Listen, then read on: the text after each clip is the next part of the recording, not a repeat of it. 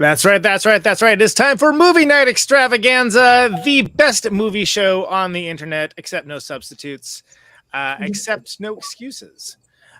I, of course, am Conan Neutron. Conan, so very Neutron. And we have a very special guest tonight, Michael Lehmann. Welcome to the show, man. Hey, how are you? Why do we have Michael on? J. Andrew, Brain Tumor for Breakfast World. Do you know why? Well, because he's a director of some fantastic films, including Heathers, the one we're here to talk about. Exactly, and we also have Airheads, Hudson Hawk, so many wonderful things. Can't wait to talk about this. Of course, J. Andrew World joining me, artist, illustrator, off-topic maker, paragon of weird nun movies with strange subtitles. He's digging around for all this stuff. I don't stuff. look for this stuff. It finds me, okay? Sure. I've spent a decade curating my Twitter feed to get this information. You're an astounding man. I appreciate that about you. And of course, we also have the lovely and amazing Kristina Oakes, aka Lick It Up Baby. Kristina, welcome to the show. I see you. How are you? Yeah, I had to use the quote. Yeah, it's good. This is an endlessly quotable movie. Like this is something that I think has endured, and if anything, I think has aged incredibly well. Like I remember it being quotable when I first saw it, and certainly in high school, but it still works. It still works, and it pops, man. So of course, Michael, welcome to the show. Thanks so much for agreeing to do this with us, man. I wish I had like an applause button or something, but we don't have any fancy. There we go. We got Kristina. Yeah. So that's there you go. Thank you very much. Thanks so much for agreeing to do it, man. Is it a surprise that this movie has endured in people's imaginations and hearts for this long? Oh, yeah. I mean, you know, we made that movie over 35 years ago. That is a long time. That is a fuck of a long time. So, you know, I'm really happy. I sometimes say to people, I say, if you make something that people are still talking about that much later, even if they hate it, you've done fine. So, you know, I'm super happy that people still watch, and that I'm sure it's totally different now, watching it now than it was then. And I kind of like that too. Yeah. So it is interesting that the thing that for me really got across that still is completely accurate. And we've been doing coming of age movies this month. We've done a lot of coming of age movies at different styles and varieties. And I would say it's strangely, we usually go sequentially. We started with some of the more recent ones, but what I love about Heathers so much is the just bitterly like sardonic nastiness to it that is also hilarious. But that is a part of high school that I feel like often get missed with like the Hallmark movies and things along those lines. Like, no, high school is brutal. Absolutely brutal. And that's without the murders, of course. But right. I mean, they weren't murdering people in high school back then the way they do now. And so, you know, it's I went to school in Texas. I beg to differ. they were murdering your soul and your mind, but not right, exactly. Not physical murder. What wasn't there like an alternate ending though that school did blow up, if I remember correctly? Yeah, famously, the original ending, the school blew up and there was a prom in heaven. And Dan Waters, who wrote the brilliant script and is responsible for all those lines that we quote, Dan and I fought really hard to keep that ending in, and we were basically told, you can make the movie with a different ending, or you can not make the movie. And we decided to make the movie. But yeah, we couldn't blow up the school. The funny thing is that the guy who ran New World Pictures, which financed the film, really got the script. He totally understood what the movie was. He got the humor. He was very supportive. He just, for some reason, he said, I cannot, as the head of production at a movie company, I cannot approve a movie about teenage suicide, no matter how sarcastic and funny and odd it is, in which the people, their main characters, both essentially commit suicide at the end and kill people. So I'm not going to allow that. And we held out as long as we could, and we tried to convince him. We got nowhere, and we were told, you can make the movie here with a different ending, or you can go see if you can find anybody else to make it. And we had nobody else who was going to make it. I mean, yeah, because first of all, it's already a dark movie anyway, and I feel like that's one of the reasons why it has enduring charm. Like, I think it's come like out of fashion, back into fashion, out of fashion, back into fashion, at least like, you know, a half dozen times. And again, maybe for different reasons, but you know, it's I feel that there's not a lot of movies that can say that. But the idea of getting a picture like this done at that time, I mean, it had to be like a, you know, threading the stone needle, trying to get it done. People will say to me all the time now, they go, no, do you think you'd ever be able to get Heathers made today? And I say, we couldn't get Heathers made then. It was just, we were lucky. I mean, none of us ever thought it would actually get made, but kind of a lot of things fell into place. And we had this one guy, Steve White, who ran New World. He was head of production there, he was fine with it. He said, we'll make this. And he got the dark humor. He didn't try to make us change it.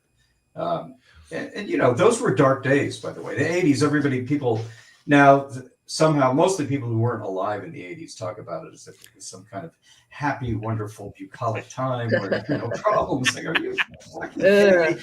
Ronald Reagan was president. You know, that's not that's not a good thing everybody remembers.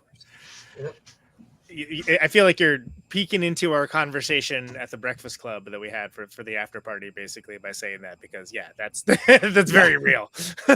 Yeah, and Ronald Reagan is somebody we often cite on the show. So thank you for bringing that up. Because we're always, you know, talking about how much of a terrible person he is, even as a actor and president of Screen Actors Guild. Yes. Yeah.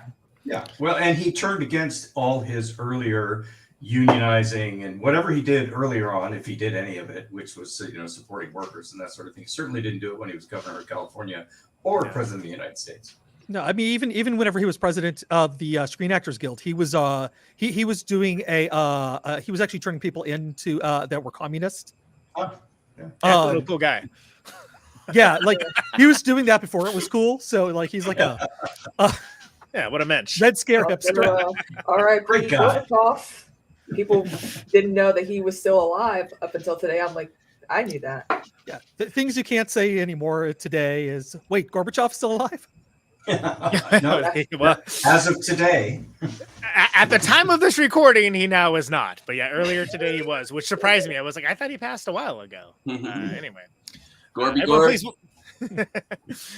Since Reagan was invoked, Forrest Miller had to appear. Like it was Forrest, the actual host of the show.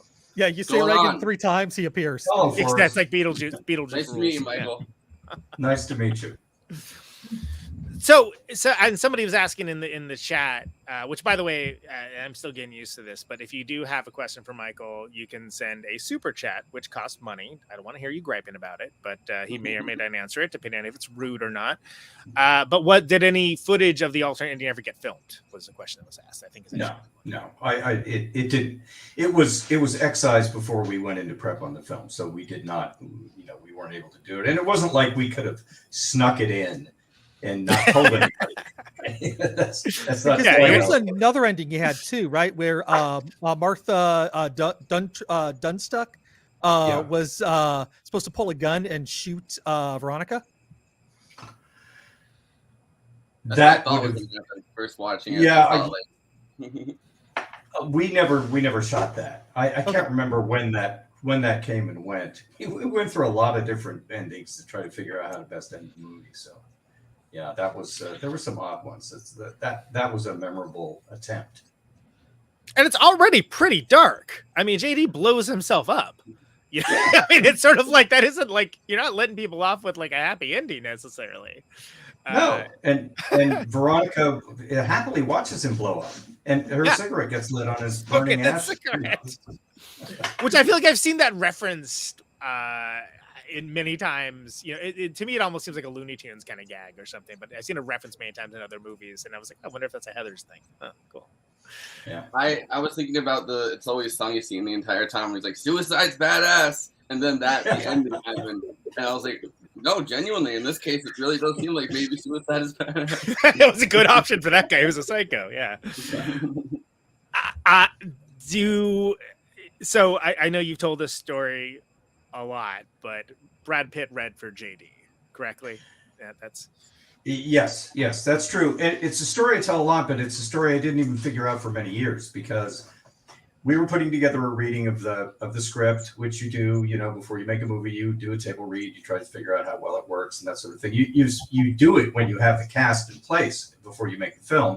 But with Heather's, the script was so unusual and the language was so off that I think we all wanted to make sure that it would really work when it was read out loud. So I don't remember if the studio told us we had to do it or whether we thought it was a good idea, but we did think it was a good idea. And we just tried to assemble some friends. And the people who did the reading were Larry Karaszewski. Do you guys know Larry, the writer? Yeah. What is he? I think sounds so familiar. What's he done? Wrote, He's done. Ed Wood. He wrote. That's why I know. Yeah. He should be on your show. He's amazing. Larry read. I would love that. We talked about doing Ed Wood for an episode in the. Yeah, you should do that. That's a beautiful film, but I don't want to get us off track. But I'm not angry. No, that's amazing film. So anyway, Larry read. I was friends with Dana Delaney, the actress from China Beach. She read in this thing. I had a friend from USC Film School who was a film student, but also an actress. Her name was Stacey Travis. She does a lot of work, and we couldn't find anybody to read JD.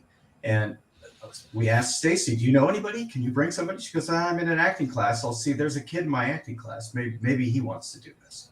So she showed up at the reading with this very handsome young guy who was pretty fresh. We'd never seen him. We didn't know who he was. He was a kid in an acting class.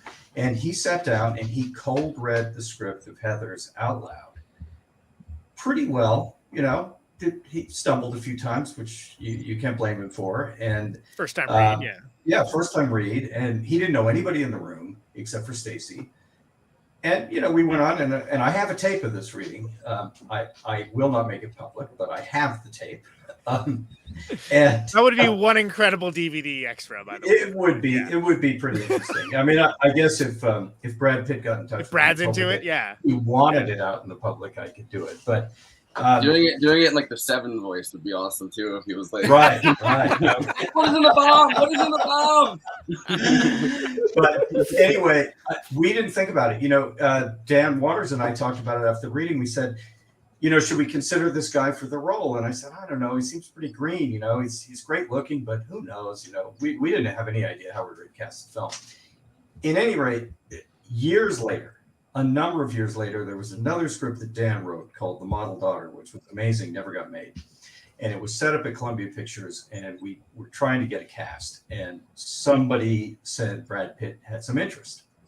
So I went to, I think, Ben Frank's on Sunset Boulevard, and I sat down with Brad Pitt, who had just done The River Runs Through It and was not yet a huge star, but he was clearly poised to become a huge star. And I really wanted him for this movie.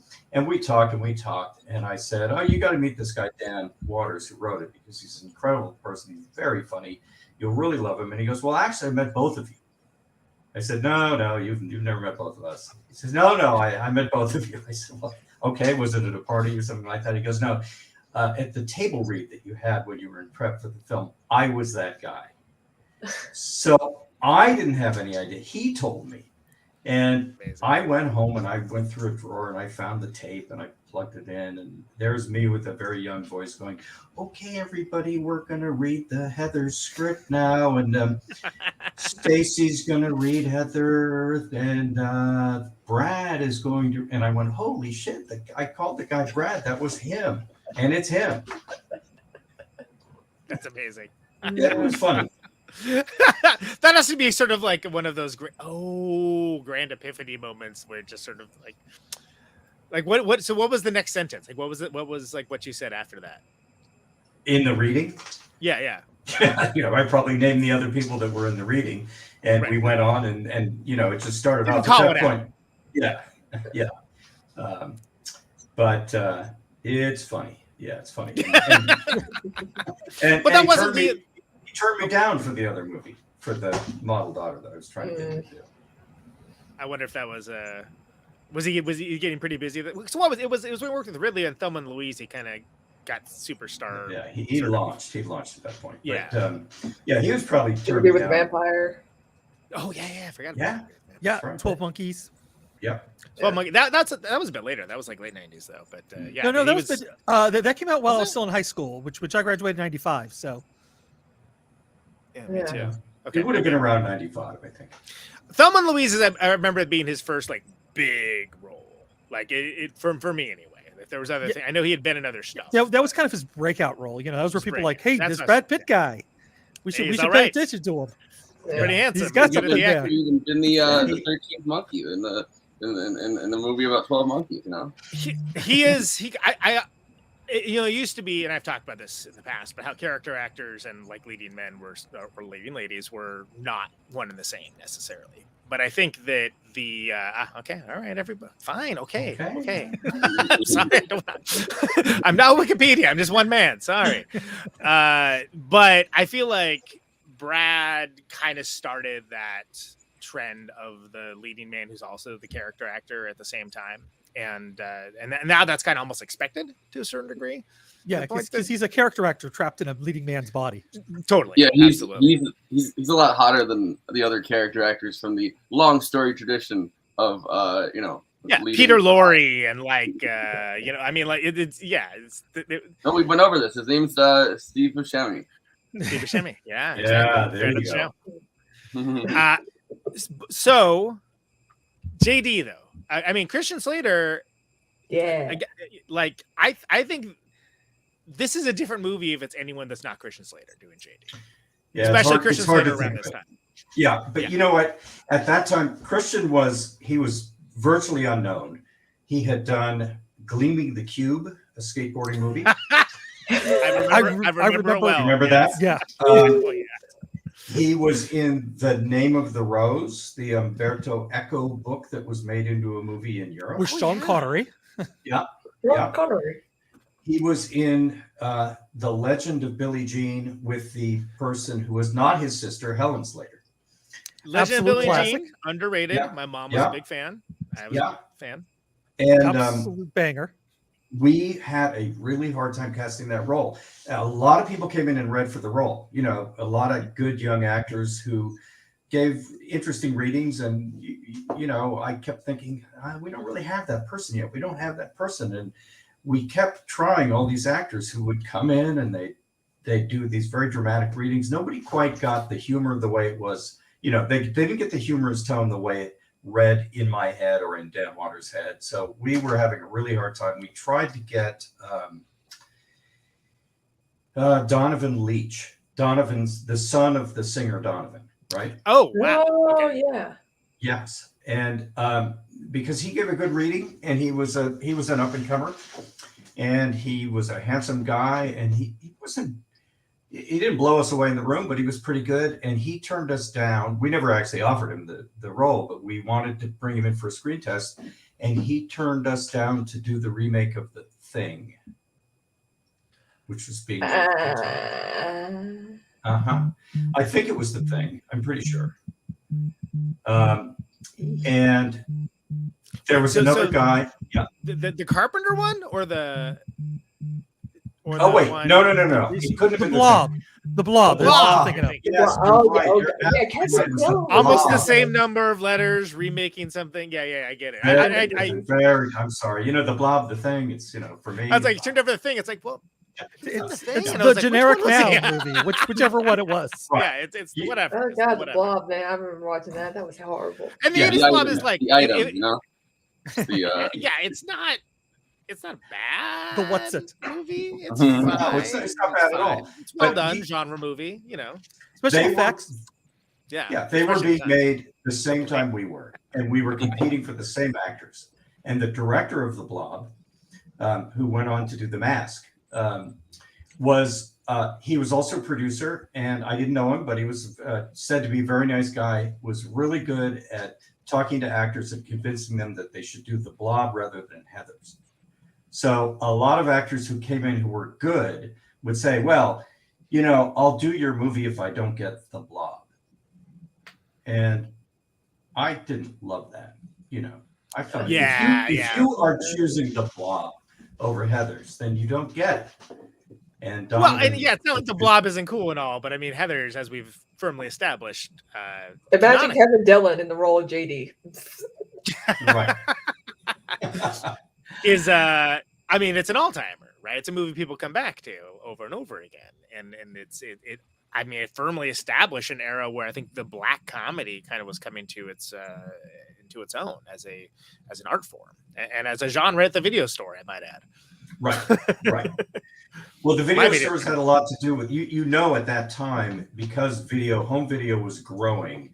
It gave a bunch of us the opportunities to make movies that couldn't have been made like 6 or 7 years before that, or 10 years before that. So video stores helped us out and helped us be able to do all these dark films, because you could make some crazy shit and get it out in a video store and it could make its money back, which is what the people who pay for these things really care about most. And that's how you got to have like what became known as cult classics, right? Because the classic part of it is that people would, maybe they missed it when it came in the theater, but it would live a life where people be like, hey, did you see this movie Heathers? It's freaking awesome. Like, you should check this out. Like, it's so great. I mean, I remember I was in middle school, went over to my friend's house where I was watching movies together, and he pulled out Heathers one week, and I'm like, no, I've never seen this. And he's like, you'll like it. Are you a fan of Suicide? I mean, yeah. No, Ghost Rider, great song. I remember watching it in middle school for the first time because I got all my knowledge on the 80s from I Love the 80s on VH1. So they did like one on Heathers. So I was like, ooh, because I was already a huge fan of Winona Ryder. I was like, ooh, and I've already saw like. We've got to talk about this twice back-to-back episodes. Yeah, exactly, like, because we did the 80s movies at the end. So Michael, we have this show is split between you have Andy and I at the tail end of Gen X, and you have the youngins over there. So that's sometimes I just don't say anything and shake my head. And this is one of those times. But that said, it is interesting that I think Heathers culturally is one of those movies that's kind of seeped through. Like it's kind of managed. Musical. There's a musical, and the song. Can you tell me how the teen suicide don't do it came to pass? Because like I think again, I'm the musician of this group, so of course I'm going to focus on the music. But oh my god, amazing! That song was done and produced by a guy named Don Dixon. Does that name mean anything to you? I do, but please illuminate the rest of the panel and the audience. So Don was a producer. He was I think he was really part of the Athens, Georgia scene. And he produced some stuff. He's kind of part of that early REM kind of wave of music. And he lived in North Carolina, and he was doing solo stuff. He had a solo album called Some of the Girls Like to Dance or something, which was pretty good. And he was not very well known. And I knew his music, and some of us making the movie knew his music. And I don't know why we went to him, but we did. And he got it. He said, sure, I'll do that. And he made the song for us. It's so great, and by the way, the name Big Fun as for the band too is like just quintessentially of its time as well, and I doff my cap to that because it's pretty amazing. I will say though, the Queen has a song called "Don't Try Suicide." Wait. Well, and that's supposedly one of the things he was thinking about. Hold on, Michael. Hold on. Let me solo you. We can take a look at that here. if I can freaking find the thing. Yeah. Up there. There's a That is it. big fun That's doll. the original Big Fun Barbie. That's Oh, wow. fantastic. That's amazing. That's how you know that like you've made like a cultural impact, even if it isn't like billions of dollars in the bank account.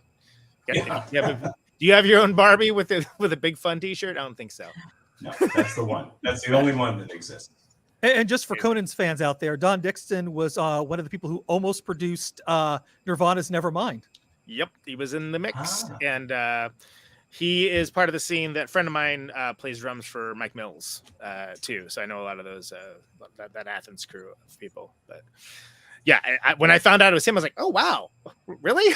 Because I just assumed it. Like the first thing I thought of it was some band I'd never heard of, or that it was something going to be something like Sparks with the roller coaster movie or something. You know what I mean? And then that's a deep cut reference even for me. Sorry, Yeah. but then I was like, oh, it's Don Dixon. Holy crap! I had no idea. We were big fans. We thought, I loved his music. We knew his music, and I think we just thought maybe he wants to do it. And we went out to him, and he said yes. So we were happy. Yeah, that's amazing. So the character of JD, who is very much an archetype now, I feel. But I feel like at the time it's sort of like, oh, what if James Dean but also violent was sort of like the the mindset, and of which now that is not just an unfortunate archetype, it's an unfortunate reality for a lot of schools, which is not very fun at all. But I think Christian Slater's gone on record saying is, he admired like young Jack Nicholson, especially, and was kind of going for like his own thing for that. There's a fine line between like doing that just right and kind of doing a little too much. Whereas the movie in general is a little too much, but that's what makes it work. But it occurs to me that the artistry to which the direction is done, did you have to tell people to dial it back or dial it up or anything along those lines at any moment, or were people intrinsically getting it? No, that's what you do as a director. You're spending your days telling people dial it up, dial it back, and probably stated in slightly different words because those sometimes don't make actors happy. But right. in Christian's case, we talked about the Jack Nicholson stuff before we were shooting and while we were shooting, because I said to him, we don't want to make it look like we're trying to do a Jack Nicholson thing to imitate him flat out. And he explained two things to me at that time, which made sense for me as a director. One is he loved Jack Nicholson's work, and he had looked at the work of other actors, and of all the people out there who he felt had been doing performances in movies that he could emulate, Jack Nicholson had done great work in dark comedies. And so, it made sense to him to pattern the approach at least. And then he said, the fact was, his voice does just sound like Jack Nicholson. Sounds like him. Yeah. So he was not trying to imitate him. He said, that's my voice. And that's true, And look at something like One Flew Over the Cuckoo's Nest, like which we've covered on this show, right? Like it's not a comedy, but it sure has some incredibly funny moments. And one of the reasons why is because, you have that like just very measured pace of Jack Nicholson, like doing his lines as he plays that character, who we've established is also maybe not the best dude in the world, but not Jack Nicholson, the character in One Flew. Right. Like, why is he there? Why is there? Yeah. We don't speak of such things. But so you also had Winona though. Winona Ryder, who was pretty good at the acting from a very young age. And I love it. I would put this up with like the classic. I mean, she was working a lot with Tim Burton at the time. Like those roles of just being not only her embodying that character and being a badass at it, but being very influential for a whole genre of style of character as well. Yeah, she was really something at the time. I mean, she just turned 16, I think, when she started the movie. So she was very, very young, which was important to me because, we'd seen all these John Hughes movies, which we liked, but they all had 25-year-olds playing teenagers. Yeah, we talked about that. That Sam Raimi Spider-Man, that first one. Toby wiring it up right there. Yeah. I should not have let James Franco into that high school. I'm going to be honest about that. Yeah, exactly. Especially what we do now. Yeah, that's a problem. So I really, really, really didn't want to cast people who were too old to be in high school. So, part of what we were aiming for was getting the real young actors who could do it. And Christian was 19, he was still young. And Shannon was 15 when she started the movie. And Lisanne Falk, who played the other Heather, she was older. She was in her early 20s. But she was the only one of the principals who wasn't an actual teenager. Anyway, Winona was very young. Nobody really knew who she was. I'd seen her in a movie called Square Dance. That was an indie film, and she had a little reputation, but no, she didn't mean anything. She didn't mean anything to the studio when we said, I'd like to cast this girl, Winona Ryder. They were like, who? What? No, you can't do that. But the way we got to her is interesting.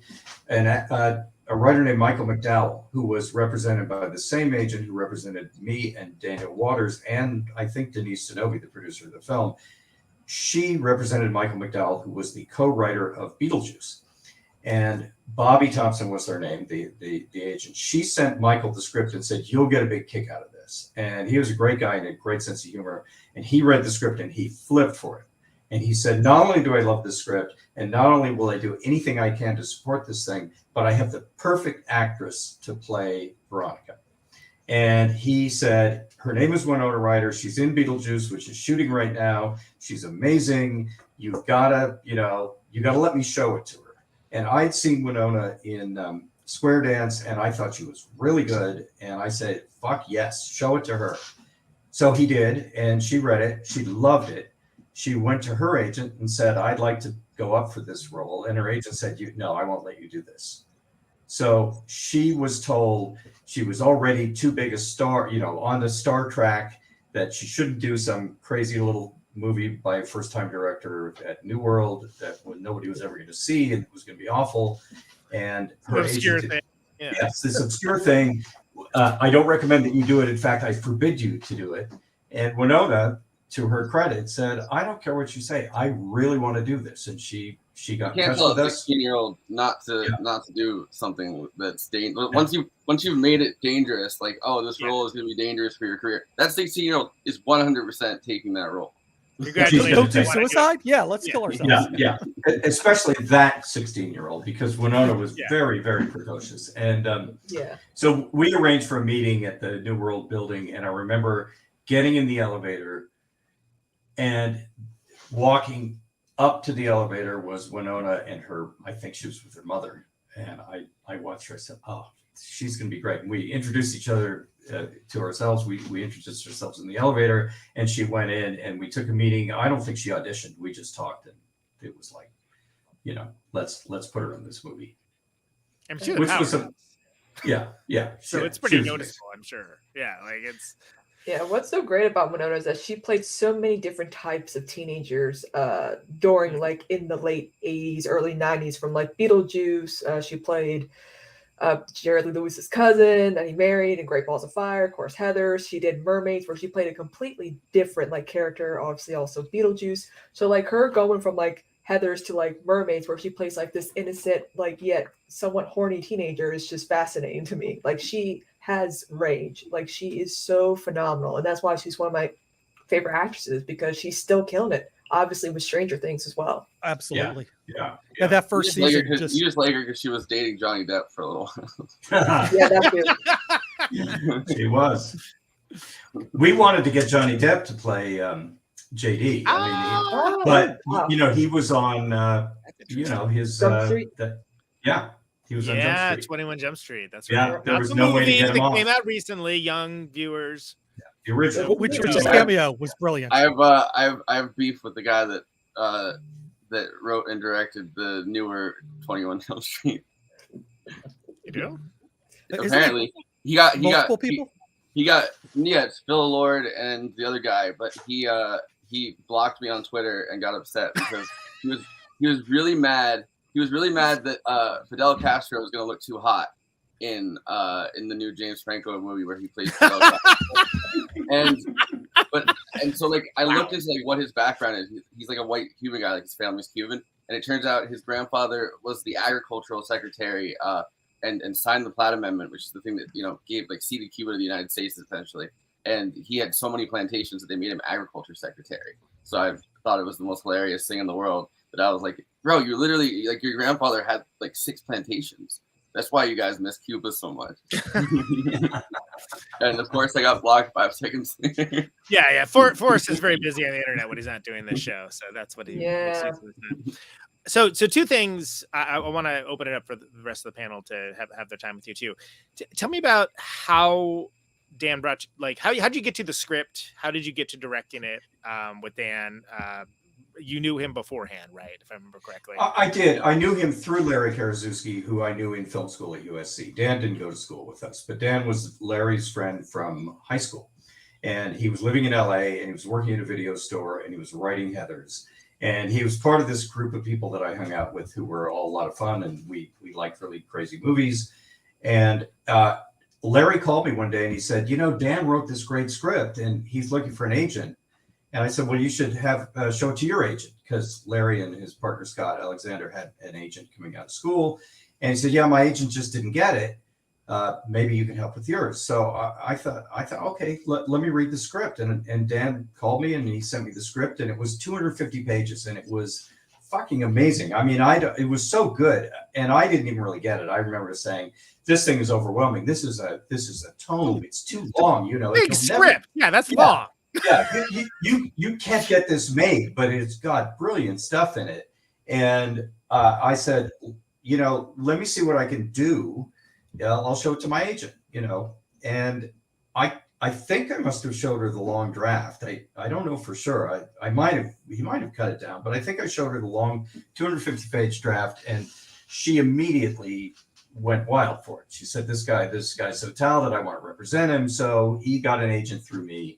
And then Dan told Bobby, the agent, he said to her, you know, well, I want Stanley Kubrick to direct this movie. Yeah. So she said, okay. Yeah, really? And he Good said, thing, yes. since it's the length of Barry Lyndon, you know. I mean, Yeah. He's the only one who can make a movie that long.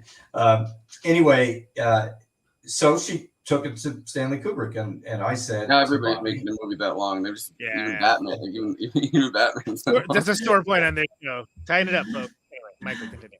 Yeah. Anyway, I told Bobby, I said, if Stanley passes, why don't you come back to me and let's see if I can fold this into a deal that I was setting up at New World, because they like my student film. And that's what happened. So Dan and I were friends. Denise Denovi, who was the producer, was also my friend. We all were represented by the same agent, and we all liked the material a lot, and we all got along really well. So yeah, you have 3 more friends than me. You don't have to rub it in. No, You get in too many Twitter beefs. But it was weird, you know, because the script was amazing, and the long version of it, I think I have one. I know Dan has it. You know, it's really amazing, and it has more murders in it and all sorts of stuff. I haven't read it in 35 years, but I probably should, because I'm sure it has some amazing scenes in it. And I just said to him, I said, Dan, we're not gonna have a lot of money to make this movie with, so we got to figure out how to cut it down and bring it down to length. And he did. He's amazing. He's one of the best editors of his own work that I've ever known.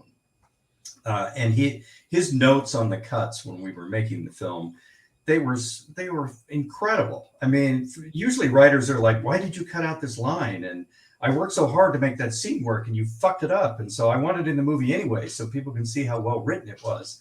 And Dan would just say, yeah, you're right, that doesn't work. We don't need it. And he would come up with clever stuff all the way down to the end of the film. I think that I can't tell you enough how great that guy was for this film, and how great he is as a writer. He's also, you should talk to him. He's the funniest person you're ever going to talk to. I mean, hook it up. Yeah. I mean, We're in.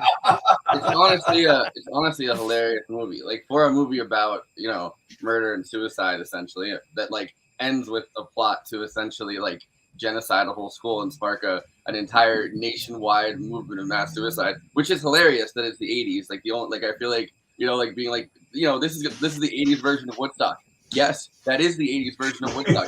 Getting a school to blow up is the 80s version of Woodstock, 100%. But anyway, No, it just. But to feels have like all that and have it be deeply funny too. Yeah, That's and you never feel like it's. I mean, you never feel like it's gross. I guess right. Like you never feel like it's overly violent or like. I think that you can fall really easily into the dark comedy pattern that a lot of dark comedies have, where you go out of your way to like see like, all right, what's the most over the top kind of gross thing that I can do here, and create like a morbid picture in somebody's mind. I never felt like that watching it at all. Yeah, I mean, shock value is great. I'm all in favor of it, but it only gets you so far. And if all you're doing is shock value humor, shock value horror, it wears out. And one of the things that's great about this film and what's great about the script is that Dan got inside the heads of those kind of characters. So he didn't speak down to the characters. He pretty much portrayed them as they were, and it was not a hateful movie in terms of how it approached all the characters, you know? That's interesting you say that, because there is kind of a deep humanity to it, despite it being like incredibly violent and discordant to society. Even Christian Slater is like, even JD, that character has like a human side to him. Like you get to you realize that, like, number one, his dad's a psychopath.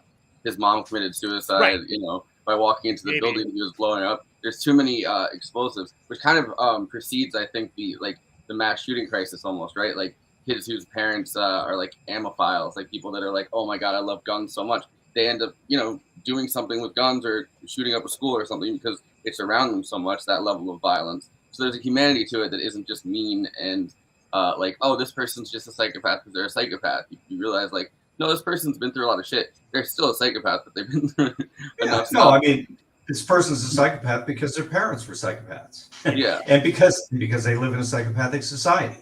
It's a family business. Yeah. Yeah. But like, oh, go, Kristina. Sorry. Oh, did you guys ever have your own like JD in school? Like, because I had a few of them, and yeah. Definitely not. JD, our JD was not nearly so cool or relatable. Yeah, not so cool or so hot and so charming. And I'm over here like, okay, you guys want to fantasize about shooting up the school? Leave me the hell out of it. Yeah. But I think that is a relatable thing. I mean, it's a crazy thing to say, I understand. But like high school, if you're not one of the privileged few, high school is tough and it is cruel and it is often unfair, and you get these like Lord of the Flies style little fiefdoms that pop up. And what astounds me is how much that's now something that people sort of recognize now. But I've seen movies that like very clearly was like, oh yeah, you saw Heathers, huh? Okay, cool. Because this is the first time I can think of where it was put this way. I had a friend. I never thought he was going to shoot up the school, but I had a friend that reminded me a little bit of that kind of character. Like he was definitely had been through more than he should have at the age he was at. Yeah. His family was all from Israel. Like he went back and forth to Israel all the time. He had like a brass knuckles like here all the time, a knife in school so that he could use it on somebody if he needed to. His parents owned a duplex of buildings. They were landlords. Now he works as whatever. So there was just so much about this kid that like as an adult, like I ended up not being friends with him like I think last year or something because I was like, this is not a person that like lines up with any of my values in any way. And so I just kind of ghosted a 10-year friendship with them. But it's like, I always felt like there was something dangerous. He also had bipolar. It felt like there was something dangerous enough that I think that it was like, no, I could see him getting upset and like maybe like going too far and like stabbing someone in the school. Acting out. Yeah. I went to college with a JD. He ended up becoming a New York City cop. But before that, he got a kitten and named it Damage so he could ask it, what's your damage? Now he just walks up to cars. He sees black people in a car and he asks them that. And New York City cops, what are you gonna do? How did I know I keep saying I'm gonna give room for everyone else to talk and I keep talking, but how there's so many great like lines like the "What's your damage" line, right? Which is so astounding. The chainsaw line is another one I'm thinking of where it's just like, what? Like where did, and it's delivered so authoritatively and perfect. Like, oh yeah, of course, that's a thing that person says. Did most of that come naturally with people just understanding like the flow of the script and how the characters interact with each other, or was there any that kind of felt a little like that didn't work? You know, the actors were very on board for everything. They really kind of got what the script was, and I told them always, we don't have to burlesque anything. You don't have to make comedy out of anything. Just say the lines as that's how you talk. That's the language you use all the time. Once you start to sort of be self-conscious about using that kind of language, it'll never work. I said the humor is never going to work if you don't. I love the way, "Fuck Me Gently with the Chainsaw" is delivered just as if she says that 3 times a week. But, the other one that always sticks in my head is when Shannon Doherty says, "Why are you pulling my dick, Veronica?" And, astounding, and still got me to laugh, even though I knew it was coming. Right. And I couldn't believe it. I remember we were shooting. I said, she fucking said it just like that's what you say. And it was perfect. And I don't know if Shannon had any concept of what that was, right. Because I hear Shannon wouldn't curse in the movie, right? Pardon me? I heard Shannon wouldn't curse in the film. Yeah, maybe so. She came from an odd family. They were religious, and she had been on very wholesome television shows, and she was a more experienced actor than most of the kids, even though she was so young, and she lorded that over everybody. But she did everything that was in the script. She never. There were a couple times when she resisted me on a few things, and I just said, "You lorded over everyone," or was she method acting? She may have been method.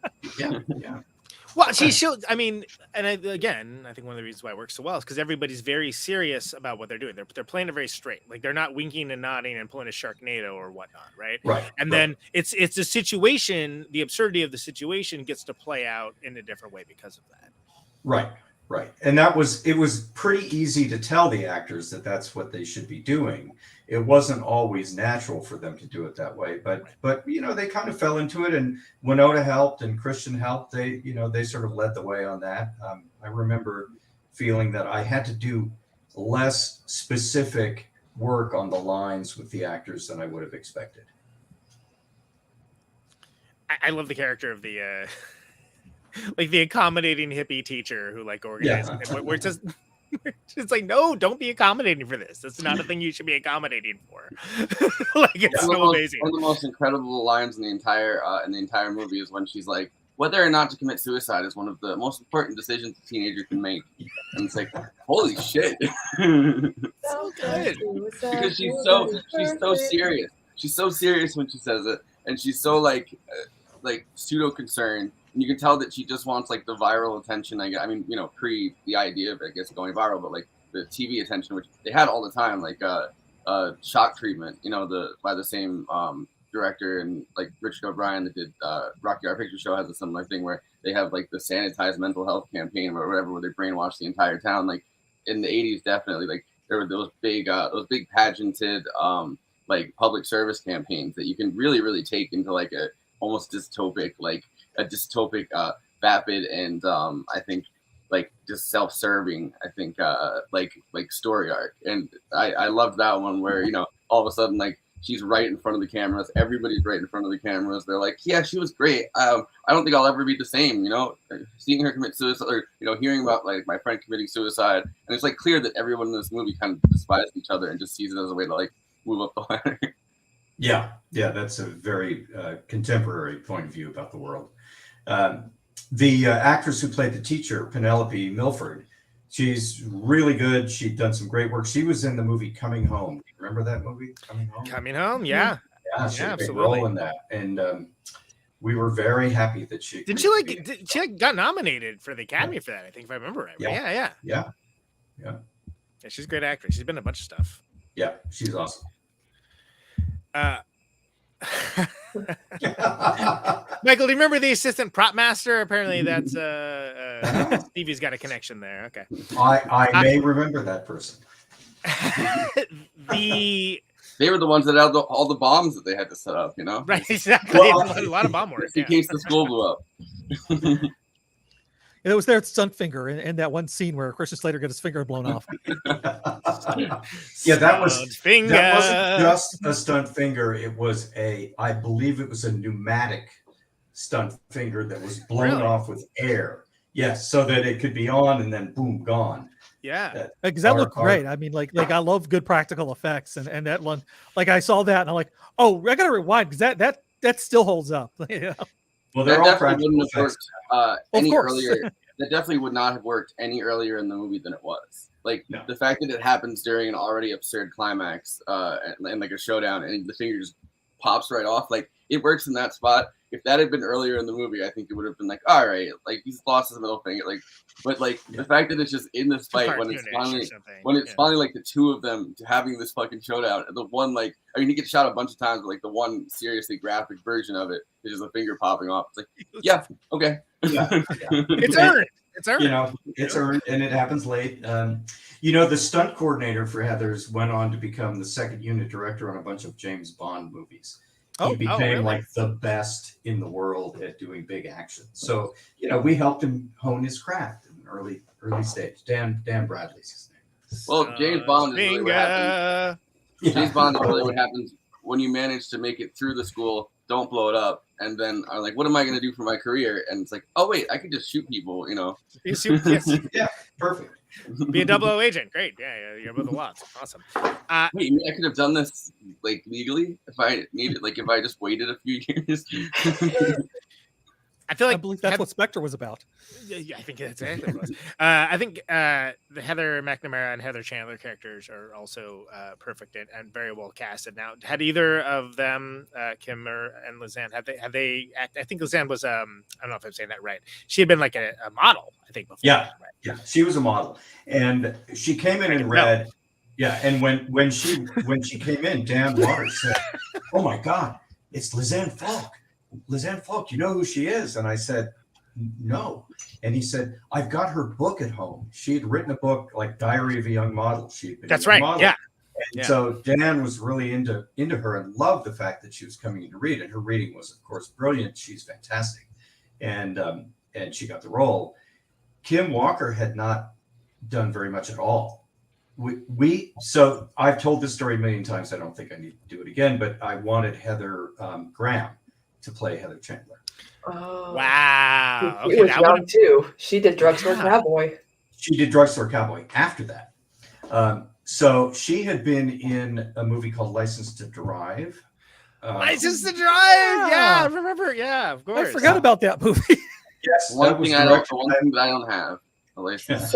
You're not alone, Forrest.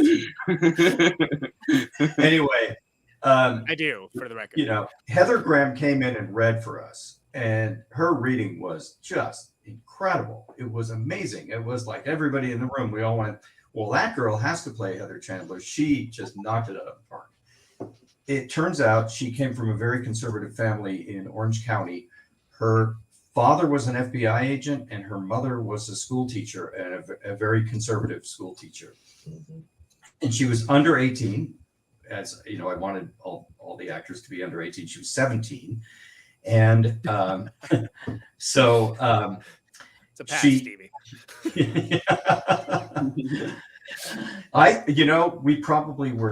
We probably had to consider the Coreys for the JD. Yeah, I mean, they were on the list. I think that was law, you know, like a federal law. It was the law of movies. Yeah, actually, right, yeah. At that time. You would have had to make the movie Coreys though, instead of Heathers, and it would have had to have, you know, three different Coreys. Yes, all that guys. They got to bring Kubrick back in at that point. It'd be too long. Yes. Anyway, I couldn't convince Heather Graham's mother to let her do the movie. I tried. I spent a lot of time on the phone with her, and I really said, you know, this isn't what you think it is. You know, she said that language, my daughter's not going to say that language. And so she wouldn't allow Heather Graham to do the part. And Kim Walker came in and read. Kim was at that point Christian's girlfriend. And we were getting close to shooting, and we'd read a lot of people for the part and didn't have the perfect person. And I remember the casting director saying, you're going to read Christian's girlfriend. Her name is Kim Walker. She's very good. She hasn't done a whole lot of stuff. And she came in and her reading was terrific. And I said, great, we're good. And her career kind of took off after that, and then sadly she passed away very shortly. Yeah, brain tumor in actual Yes. fact. Yeah. So yeah, which I can't remember who said the line about the brain tumor, but she did. she did. Yes, that's Yeah. right. Because it's just ironic that she said, "Would you have a brain tumor for breakfast?" Yeah. Yeah. That line didn't So- age well. Not for her. Yeah, not for her. Exactly. Yeah. Oof. No, but she was very talented, and she was a sweetheart. She was fun to work with, and I remember what I remember most about her, which was funny, is that she was a beautiful girl. She had a lot of presence. She had a lot of talent, but she was very humble and kind of nervous. The thing I had to work on with her most was getting her to be a little bit less nervous. And once she calmed down, she was a firecracker. Now, Michael, we have a thing on this show where Bobby Wygant, a lot of her clips have ended up on the internet, and we've inadvertently a lot of her her. clips. I have it. But a lot of her clips ended up on the internet because she decided to trauma dump her entire just archive everything, put it all up, and 40 years of Which is amazing. interviews, and a lot of them are uncut. It's just like the tape from whatever interview it is. So like somebody runs her like archive or whatever. Like I'm assuming it's a family member or something because she's like in her 90s now. But she includes like at the end of it a lot of times, which they're usually like 10-minute interviews. But we have one with you.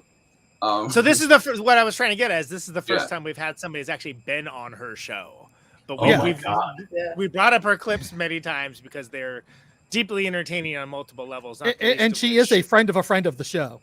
Right. Yeah, now she is. Well, no, Gabriel Horn. Knows her. Well, he's an actor, so Yeah, from Texas, so it makes sense. we grew up watching her stuff. So I think Forrest, we have a clip to play. You're just waiting for an. Wait for it. Okay, but yeah, we love her. We love her presence, even when she veers into the public access TV show. I know about character in Parks and Recreation. That's the best way I can say that. But here's you, Michael, talking to Bobby about Airheads. Okay.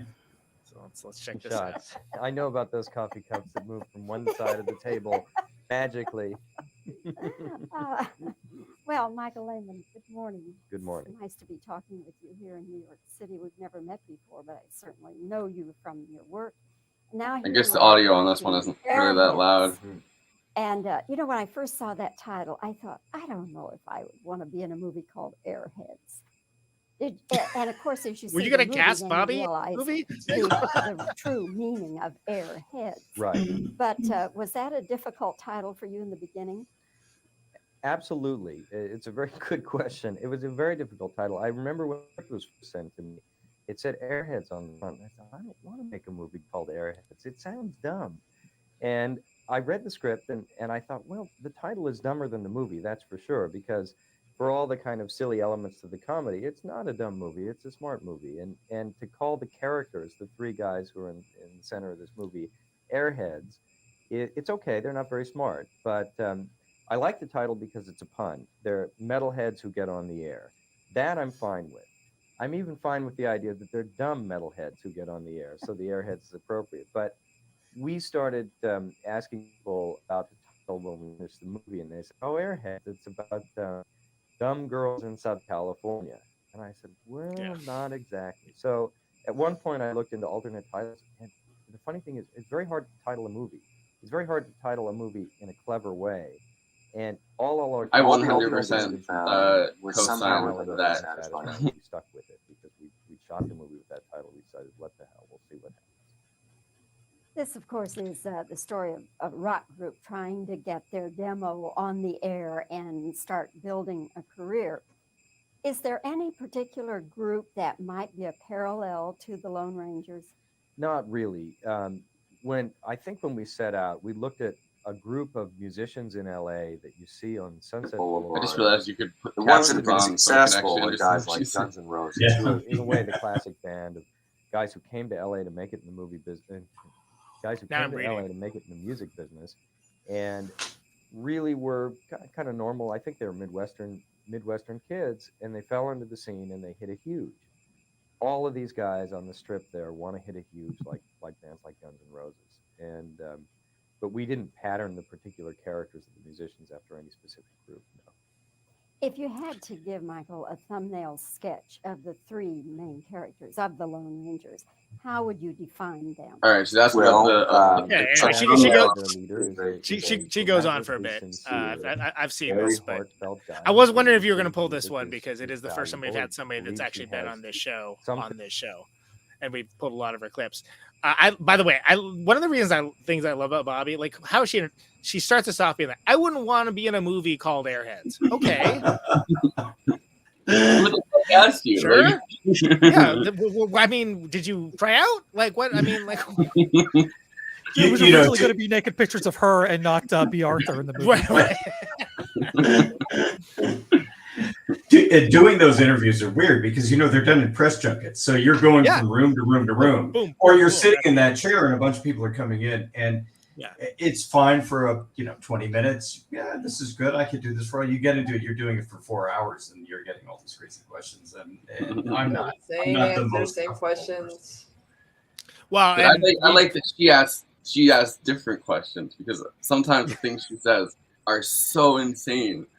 Sometimes she's very inappropriate with some of the male guests that are on the handsome side. Let's go ahead and say. So maybe you got off lucky there, Michael. Yeah, we I'm not. We were that with Judd Nelson when we were watching the one, and the way Judd is talking, he's like, "Well, I don't consider myself this way. However," and I'm like, "Why do you sound like that?" No, my favorite thing is because the one that the Judd Nelson one, she recorded her answers separately.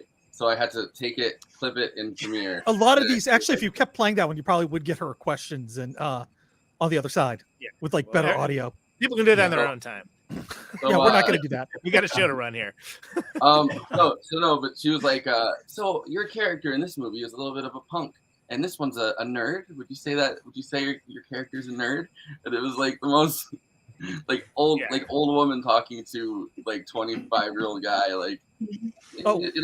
I know high school. I remember high school. It was 1936, but I remember. And her talking about Alien and how violent it was, like the gore. That's what I was gonna bring up. I was like, I love her session with Alien. She's got freaking the director right there, and she's like, I think it's a little too violent. You think it's a little too gory? Yeah, and he's like, "What? What do you mean too gory? No, and then he's definitely puts him on his heels immediately, and that's not a dude you don't want to do that with either." I also like the weirdly horny one where her and Kevin Spacey are drinking tea out of tiny cups. Where's that prestige television series? That's all I got to say about it. Yeah, and the fact that in the battle between aliens versus Predator, she is on Team Predator. Because she was hitting on everybody she could from that movie. But Michael, we have a second bit that we've never gotten to do with someone who's actually directed. We got to do with people that worked on movies, but we've never gotten to do Letterboxd one-liners with someone who actually directed the movie. We had Katie Byron on a few weeks ago, who was the production designer for Booksmart, and we read these Letterboxd. Booksmart. She's done Come On. The new Olivia Wilde movie that's coming out. She did that one. She's worked on a ton of stuff. Katie said. Can't wait to watch that one. But we've never actually had the. We had Kira Rossler, whose sound team won a freaking Oscar for Mad Max, which is that was pre one-liners. Yeah, you're right. We didn't even have the bit then. Yeah, so yeah, and it was a year ago today. There you go. I don't know what that signifies. So we have this bit. Conan pulls up the best one-liners that don't get enough attention on. I mean, I don't know if you've heard of Letterboxd, but Conan will explain it. Because I usually intro the bit too. Yeah. Right now, he does a much better job than Forrest. So, of course, Michael, Letterboxd is a social media site for film lovers to talk with and to each other about the films that they love, maybe the films that they didn't love, keep track of stuff they want to watch, stuff that they did watch. And everybody gets to have their say, not just Siskel's and Eberts. It's a bottom-up democracy. Everybody gets to chime in. And, of course, that is best expressed in the classic working in your tight five in front of the brick wall at the Comedy Store one-liner format. So these are the letterbox one-liners for Heathers. Forrest, let's go. Veronica's handwriting is cause for concern. So big. It's I very, mean, that's it's what very. she There's said, a lot but- of motion. There's a lot of motion. I do actually really love though when he's like, "You recognize this handwriting?" And in my head, I'm like, "No, is that?" I'm presuming her handwriting. Like, I mean, I get what the thing. Like, I get what the thing was doing, and it made sense. But it's like, who's like, yeah, I get. I mean, I assume it's hers. Yes, it's hers. Pretty great. Christian Slater saying, "We live in a society," shortly before blowing stuff up, and Winona Ryder lighting up a cigarette off the blast, one of the hardest scenes in cinema. Change my mind. I can't. That's just I agree. No, totally. One of the hardest. I like the idea of like society of the spectacle, but they're like, society of the spectacle, and then it's like society is also a school. The school is society. You missed the point of idolizing them starter pack. Exactly. Yes. Thank you, Christina. Needs to be. I only idolized him because he reminded me of Guy Debord. I shouldn't have. Who amongst us hasn't broken up with their homicidal boyfriend only until after he shoots the TV? Pretty good sign. Pretty good sign that maybe it's time to break it off. Straight up Jack Nicholson kind of moment too, the flipping on a dime where he's like, "Yeah, the song's great," then just shoots the TV out. Exactly. Elvis Presley. Pulling Elvis. Yeah, there you go, Jinx. Winona Ryder and her fucking monocle kills me every time. Agreed. That monocle is the business. Where did that come from, Michael? Was that that was in the script, and it was Dan always said, and I always got a huge kick out of this, is that Veronica was the Albert Speer of her high school. So Albert Speer was, of course, Hitler's architect and his armaments minister. And Albert Speer claimed he was just sort of a hanger-on, but he rose very high he was high in the Nazi hierarchy. And so he tried to redeem himself and kind of make excuses for all the stuff that he did. And but he then became known as the real insider chronicler of the Hitler, the Hitler regime. So he was the Arthur Schlesinger of the Hitler regime. Yeah, exactly. So we gave her a monocle because it was so German. It was so German 1930s German. Somebody clip this and send it to Savannah Oakes. Look what she has Roth with this. It's great. Love that. Winona, beautiful. Me, gay. My dead gay son, loved. That's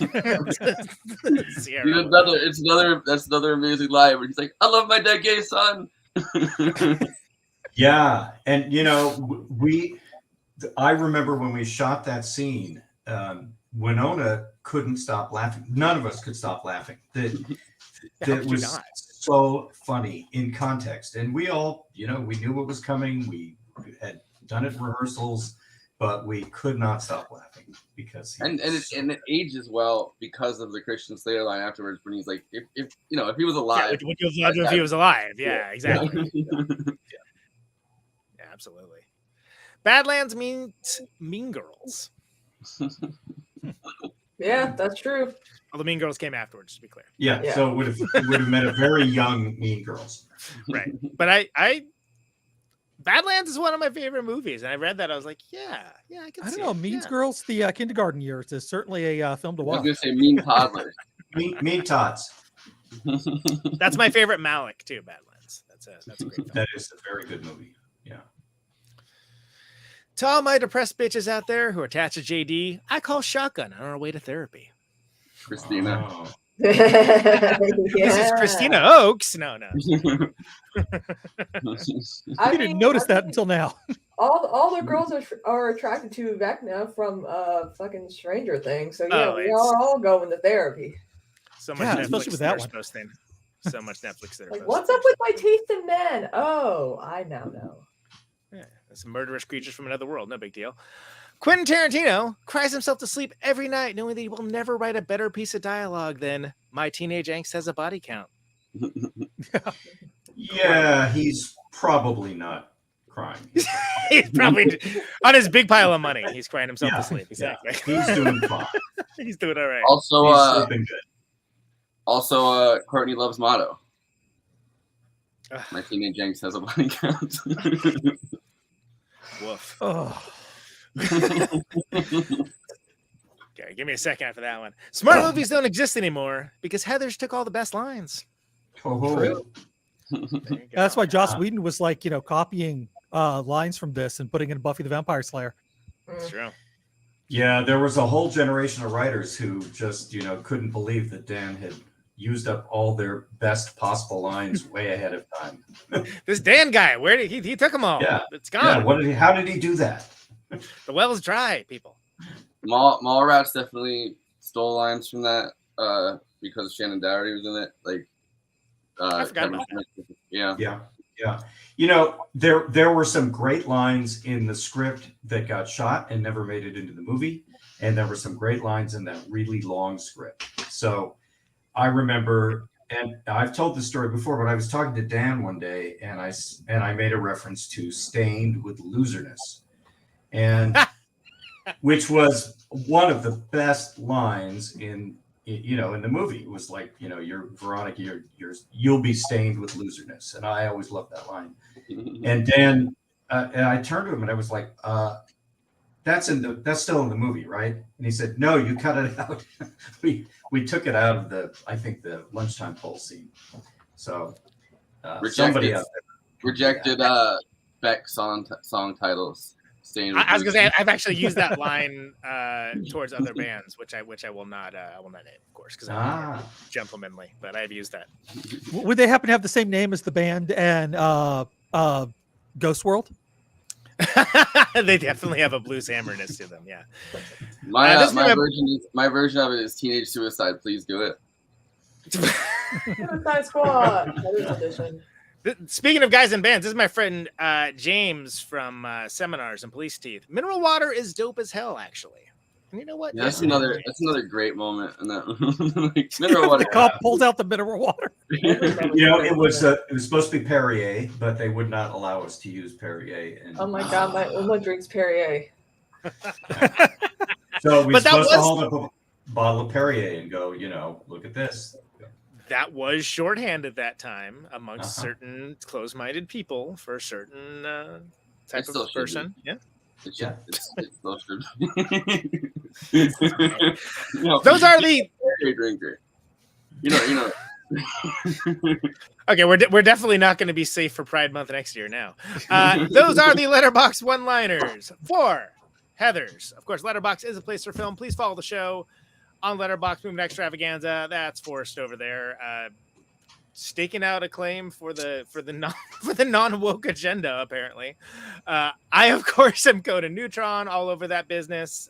Please follow me there as well. J. Andrew World's watching all the weird non-wordplay movies that nobody knew existed. He's on there. Of course, I'm Kristina Oakes down there. She handles all Johnny Depp related content almost exclusively.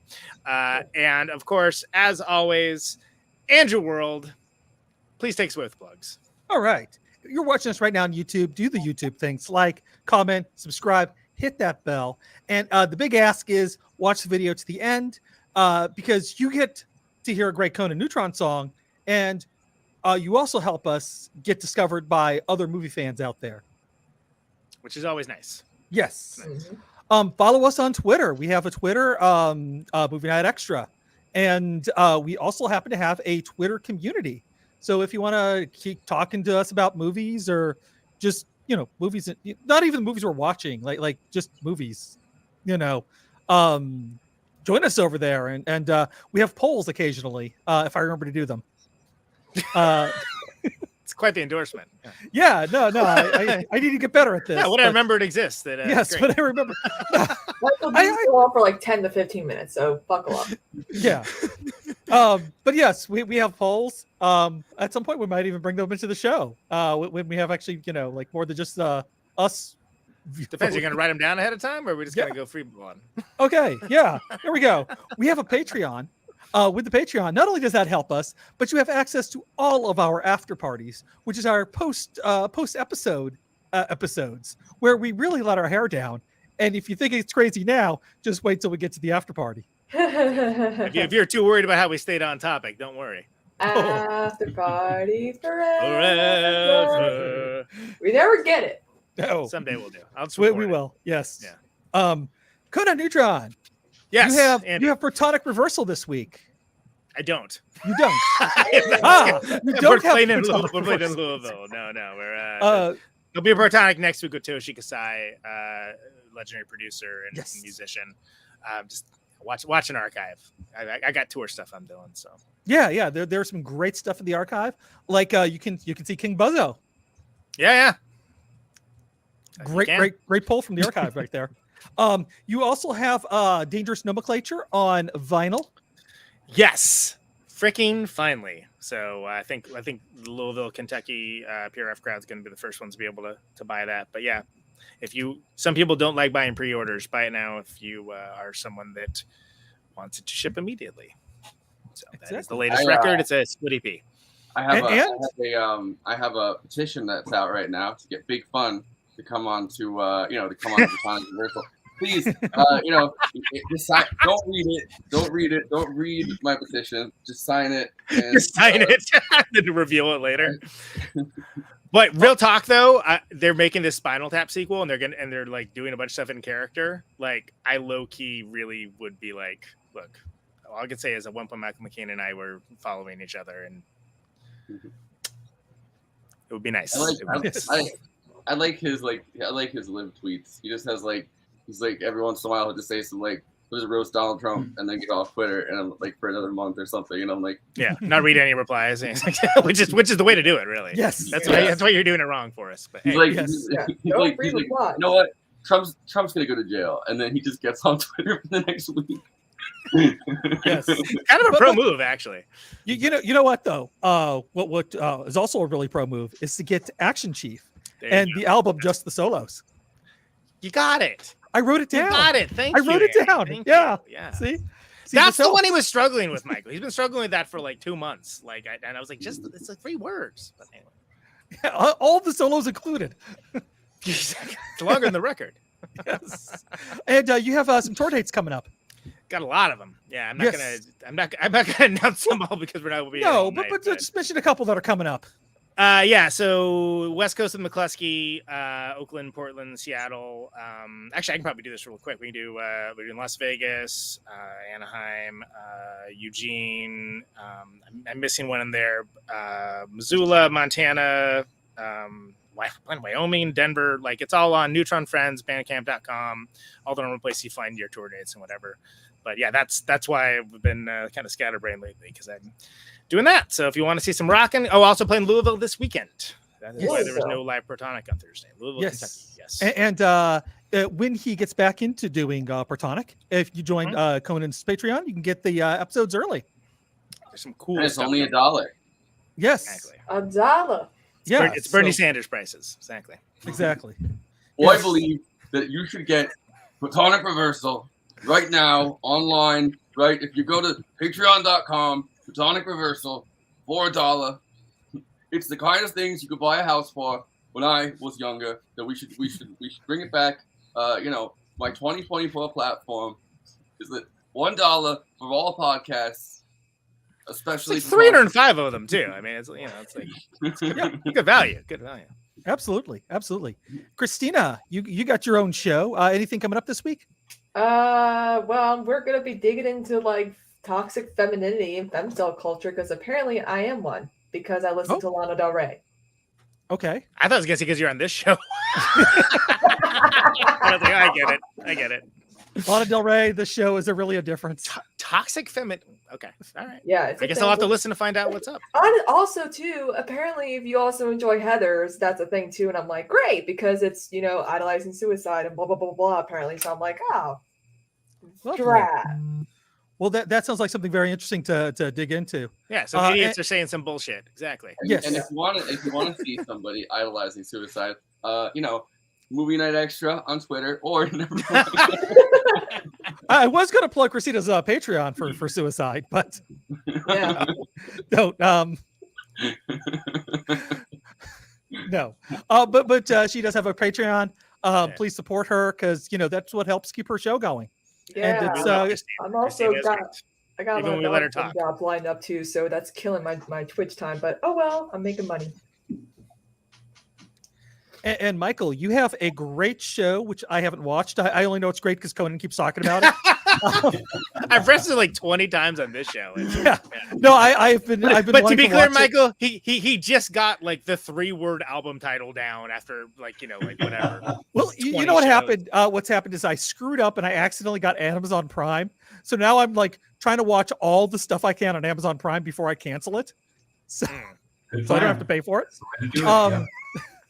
So after Is that where done you found the watching- Nun movie? Sorry, I keep interrupting. No, that's just I literally, like I said, I've curated my Twitter where like these things just find me now.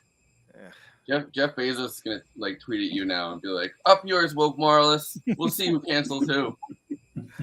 But anyways, so I've been enjoying stuff on Amazon Prime. Such as Moving Extravaganza, brought to you by Amazon Prime. so Apparently, Heather's is on there right now. So it is. That's how we watch. If anybody remembers this, nobody's gonna remember this. But if anybody remembers this, I have like 4 days, and then I have to remember on Amazon Prime to cancel. I got AMC Plus, so I could finish Better Call Saul and then watch the first 7 episodes of the new season. And Did you say AOC Plus? I thought you said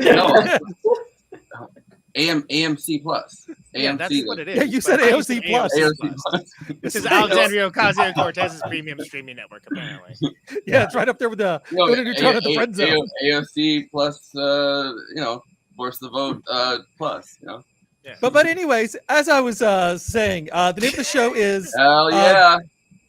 nice. Thank you, Stevie. Is this sending us money? You didn't have a question? All right, I'm into it. Let's go.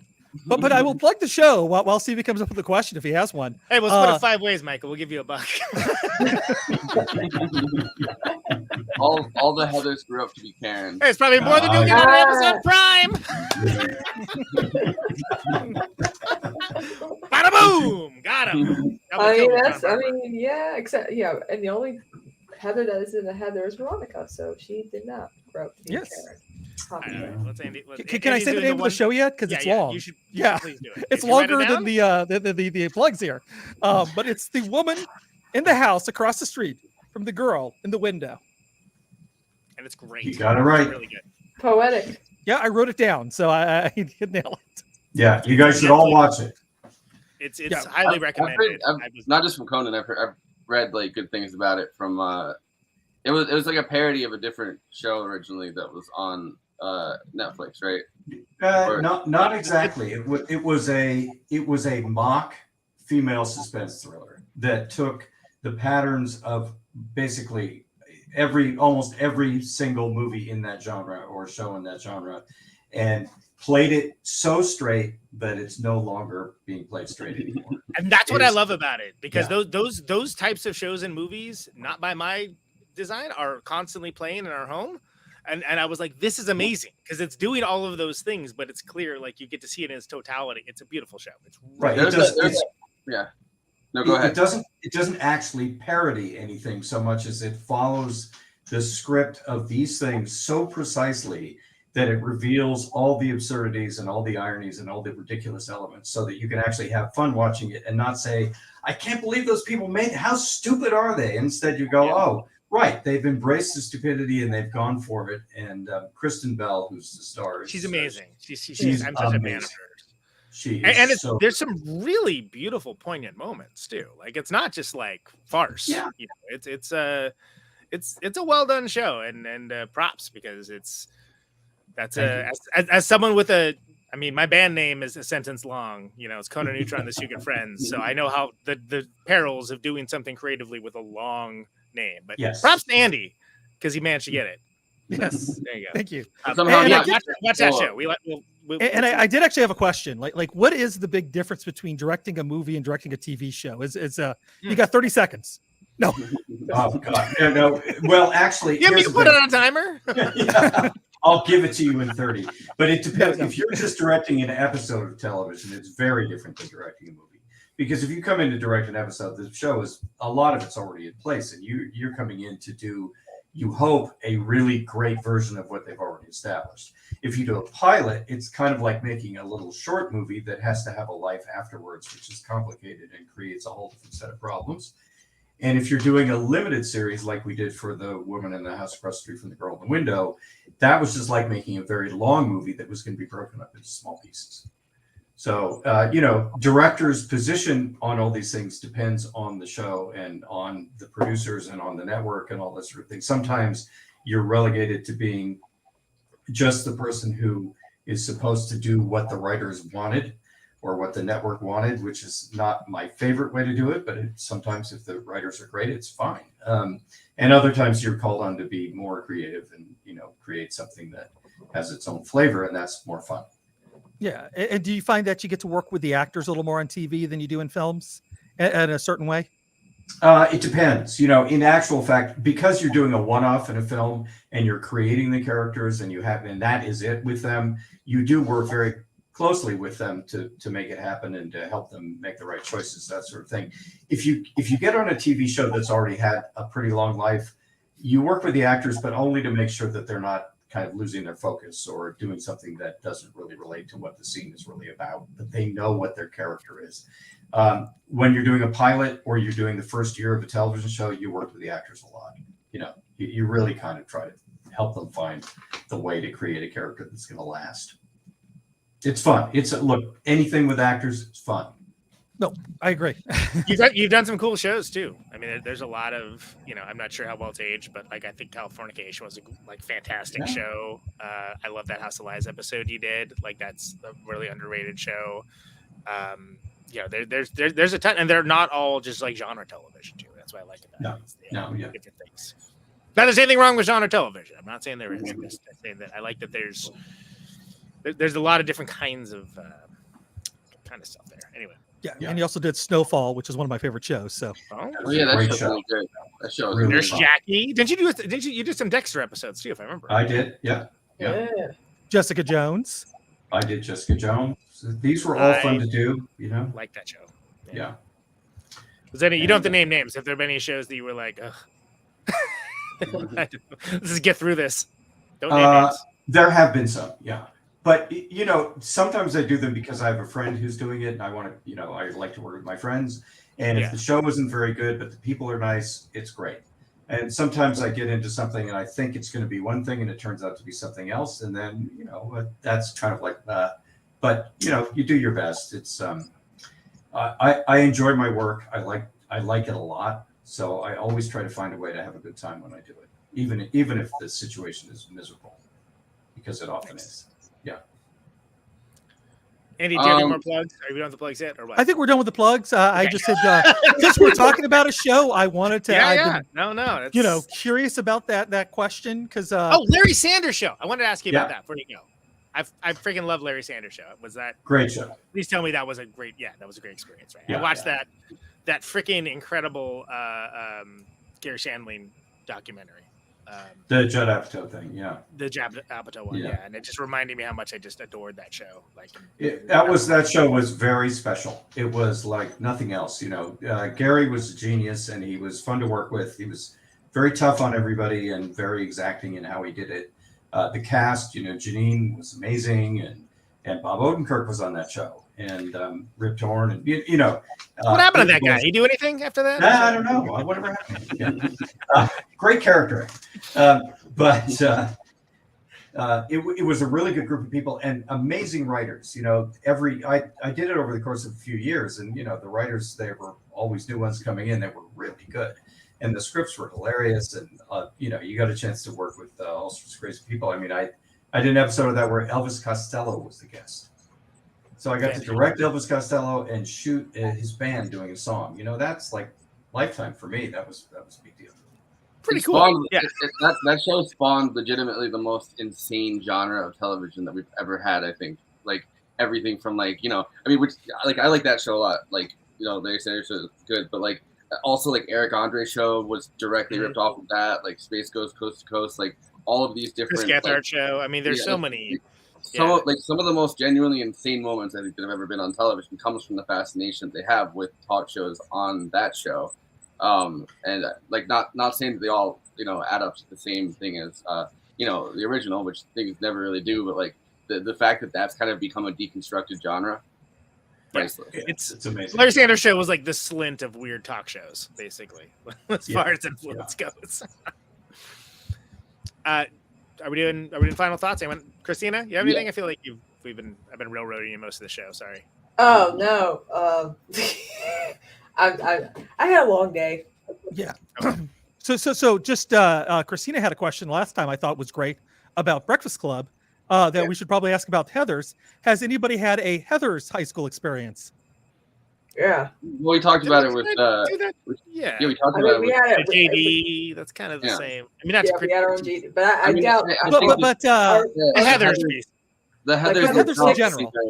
No. I feel like everyone's had something. Like there's always the one person that's like like the most popular person, and then the two people like behind them that if they had the chance to just shank them or something and take their place, like they would 100% do. Like teenage girls are like ruthless. Teenage girls are animals. They're in a frenzy. Like the fact they're not really friends with each other. There's always something. There's always something, and I'm like, why are they even together?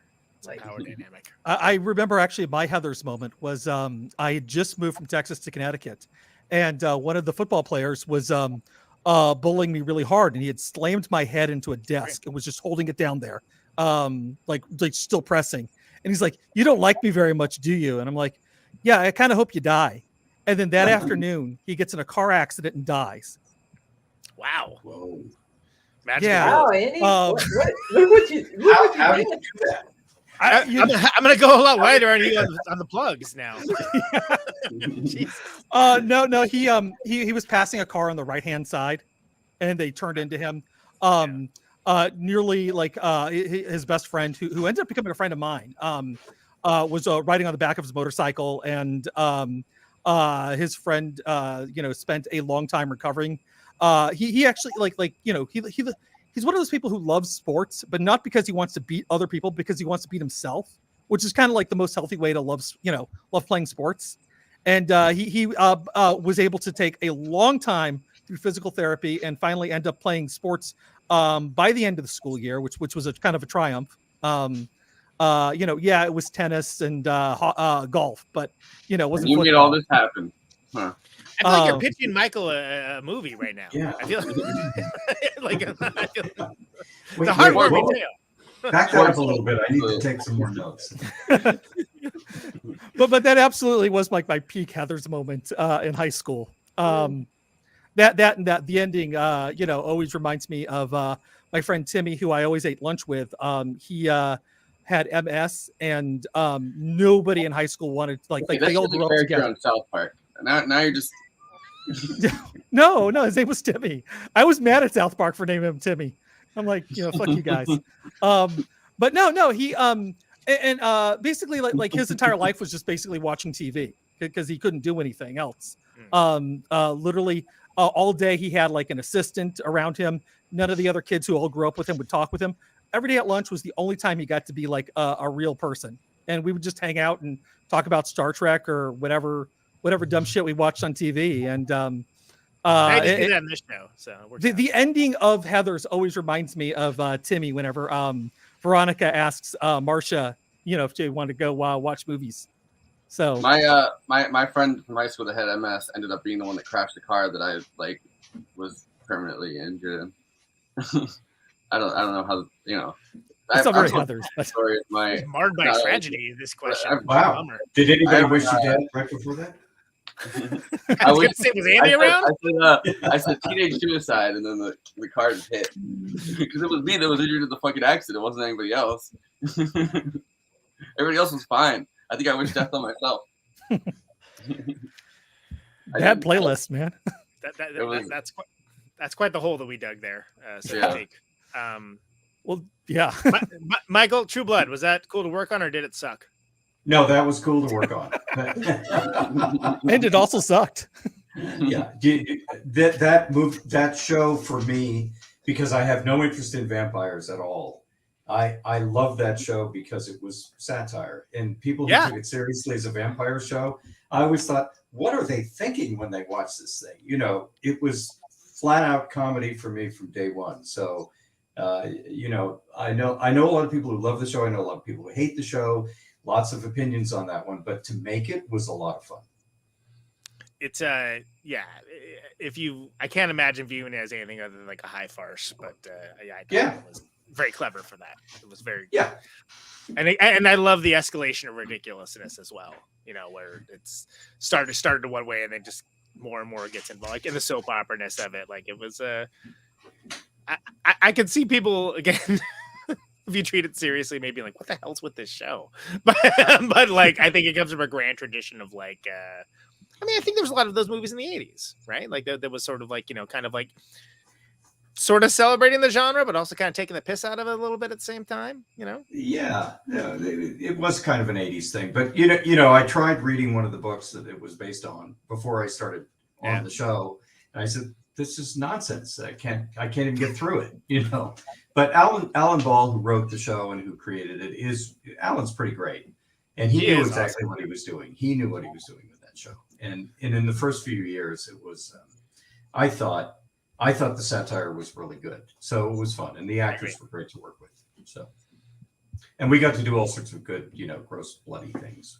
Fun, which is always great, especially and like we talked about practical effects earlier. Like we're big fans of practical effects on this show, as I think almost every human being is given the choice. Yet we're constantly inundated with horrible looking CGI. So and there's reasons for that. CGI 10 years ago looked way better. You think so? Maybe. Yeah, I mean, like the Pirates of the Caribbean, like Davy Jones and like Avatar, like that stuff looks so much better than what we're being given now. I also saw a film somewhat recently. I'm not gonna say what it was, but near the end of it, it looked like they just ran out of budget for the CGI, and it was like, oh wow, that doesn't look like how you think that looks. And the rest of it was great, but I just was like, wow, that actually ruined the movie for me. It took me. Have you guys ever seen the Jason Statham movie, The Meg, where he fights the shark? Is that the one with the shark? He's like fighting a shark. Yeah, Jason Statham versus a giant shark. Yeah, the worst CGI shark of all. Like it is clearly a fake. Like not even in the Jaws way where it's like practical effects. You're like, you know what? Like I'll give you guys a shitload of credit. Like you tried to make a shark that just didn't look realistic. No, it is like a cartoon shark that Jason Statham's like, oi, you there, Mike. I want to fight you right.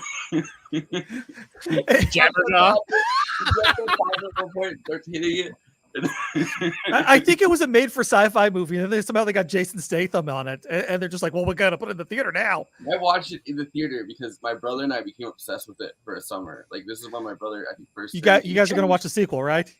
He was challenging the shark to a fist fight. Is that what it was? What's going on? So my brother and I.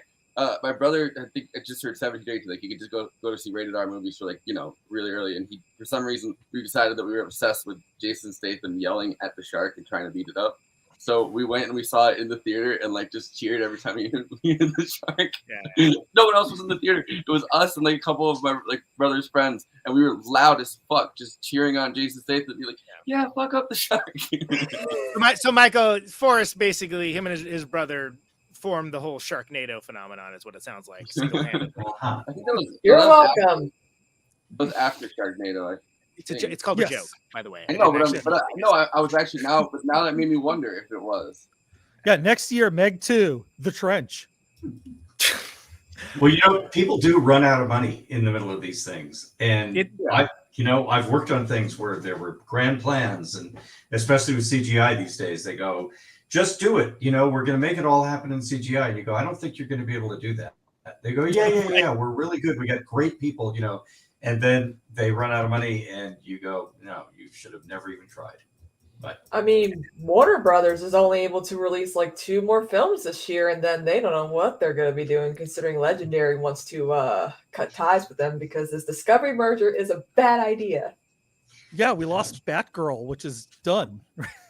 Nobody's ever going to see that movie. That's weird. I mean, it's bizarre. It's going to be like, it's going to be. Well, the guy who's now running the calling the shots is a big like Trump MAGA. That Jerry Lewis movie. That's what I was trying to think of. The Day the Clown Cried. Day the Clown. It's going to be on a double bill with Batgirl somewhere. It's got to be the double bill, yeah. and triple bill with Fantastic Four. You know, the Roger Corman one. Yeah. But yeah. No, weird things are going to happen there. Nobody knows what's going to go on. But this is pure after party business. We're ostensibly still talking about Heathers. Let's do final thoughts about Heathers. Michael, anything that we didn't get to? Anything you wanted? Any vignettes? Or I agree, Jessica Jones criminally underrated. Or stories? Anything along those lines? I think we touched on that. We danced away to talk about whatever else. I can take these questions off the screen. Try and get But I can. You know what? That's a good question. This is actually a good one. This is a good one. Because that goes back to my friend. Super chat. Yes, Larry Karaszewski. People can see that question, right? Yeah. So the question is for the audio listeners: whose idea was it to use the song "Que Sera Sera" in the beginning end of the film? I like the choice of the Sly and the Family Stone version. So it was. I can't remember where the choice was for using it in the beginning of the film. That may have come from me. It may have come from Dan. It may have come from Larry Karaszewski, who suggested the Sly and the Family Stone version for the end. And I was a big Sly and the Family Stone fan, had seen them a couple times when I was a teenager and was into the band and thought I knew everything about Sly and the Family Stone. And Larry said to me one day, he said, "You should put the Sly version at the end of the film." I said, "Yeah, what?" He goes, the Sly and the Family Stone version. I said, I didn't realize. So I was like, whoa, holy shit, we got to put that in there. And we did. But Sid Straw sang it for the opening. Sid Straw was a great singer of the day. She's terrifically talented. And we had her do that. And, I don't think we ever looked into getting the Doris Day version. We might have, but it wasn't going to be available to us anyway. It still works. Also, so speaking of replacements, I wanted, so it's Moby Dick in the movie, but originally supposed to be Catcher in the Rye, right? Is that? Yeah, we couldn't get the rights for that. Yeah, they wouldn't let us. Because it is funny that everyone's like obsessed with Moby Dick and like I know. Highlight passages and like what? Who does that? Eskimo. No, it was Moby Dick was Catcher in the Rye, and Snappy's Snack Chat was 7-Eleven, and Mineral Water was Perrier, and those were three things that New World Pictures didn't have any money, and when you'd have to send the script to people if you wanted to use their product, right, and or their brand name, and they. I can imagine how that conversation with Perrier would go too. Like, wait, no, it didn't go very far. No. Yeah, we're not going to let you do that. It's going to cost you $1 billion to do that. Right. Yeah. But yeah. Michael, do you have any final thoughts? Anything we didn't get to in regards to the film? Anything that you wanted to? No, not really. You guys, you've been very thorough, and if anybody still has a question left about that movie, I'm surprised because answering questions about it for so long. Well, we appreciate taking the time. I don't know. I appreciate how much of your Twitter is promoting podcasts that are about Heathers. Yeah. I don't really like to. I don't like to post on Twitter. I like to go there and see what other people are doing, but I don't have time. And a lot of the time, I'll go on Twitter for a little bit, and then I go, "Fuck this! I don't have anything to do with this thing anymore." And I disappear for a long time. I'm not really great at social media, but then if anything's happening, with a podcast or something with me, then I'll tweet about it. But see, I'm not good at promotion for stuff, but I do like using social media just to get way too much. Yeah, way too much. But I like using social media to get better at being fast at insulting people on podcasts. That's what most of so it's very good for keep my brain. It's it's my version of going to a boxing gym and keeping yourself sharp. Maybe you should go to a boxing gym. Yeah, he's the Rocky in this situation. I'm the Apollo Creed in the first movie. Basically, he's trying to come for the king. That makes me Clubber Lang. I'm proud of that. I love Mr. T. I'll be the Russian dude. I don't care. You can be Drago. Yeah. How have we not done any of the Rocky movies? Don't answer that. Anyway, Forrest, how do you want? R.I.P. to Gorbachev. the sponsor of Drago in Rocky 4. Yeah, exactly. Look, you don't need to go. You don't need to actually be a communist and stuff. Russia can just go to the boxing ring, take out your anger, maybe kill the first guy. I don't know. There's a lot you can do. I'm just saying. There's a lot you can do, indeed. Want some Pizza Hut? Here, have some pizza. I forgot about the pizza thing. Yeah. Yeah. It's so funny. The guy dies, and immediately everybody's posting Pizza Hut ads. That Yeah, exactly. A lifetime that's of what we remember him for. service. Sure. Yeah, exactly. The only reason why I knew that he's still alive is because when Russia invaded Ukraine like a few months ago, there was a really big news story. The last Pizza Hut in Moscow closed to like Pizza Hut was like, oh, we're withdrawing from Moscow. So a lot of people, I think that's what killed it. Like he's old as fuck, but like I think maybe the last straw that he had was like that was what he was holding on for. Yeah, he was like, oh, This is the That didn't go. this is no pan pizza, yeah. I like also in the Pizza Hut commercial they debate his legacy. Like that's my favorite part about it. He's like, he's given us opportunity, and he's like, he's destroyed our system. And it's like, what if he's done both and given us Pizza Hut? And then he's just in the corner of the table, like, Jared Pizza Hut was whose kid is that? Did he adopt that baby? Like whose baby is that? Who's like it's not a baby, like it's like a 5-year-old kid or something he's sharing Pizza Hut with. It's not just his kid. Maybe it's his grandkid. I don't know. Well, remember, like today, I sent you guys that meme of him and that kid, and it says, "Why aren't you eating your Pizza Hut pizza?" And he goes, "Because you're a traitor to the revolution." There you go. All right. On that note, it's been a fun episode. To close it out here, are we doing an after party? I'm kind of shot and tired, but I will if you guys want to. I feel like we've been doing the after party for the past 20 minutes, frankly. But, Yeah, I mean, I did have a good title for it. It was Teenage Suicide, Don't Do It. But I could just screenshot that. I don't need to. All right. We'll see you guys. We will see you guys next Wednesday. We have 8 days that we're taking off. We're gonna do Z, not a movie about Putin, apparently. Yeah, talk about a wild change of Heathers to Z, right? That's a wild change. So we're doing that. It's our final This is a Revolution episode because we want money. We're greedy. And we're splitting that $5 between with Michael. Remember, it's a 5-way split for this one. I want that dollar. So just you deserve it. Just remember, I love my my Dead Gay song.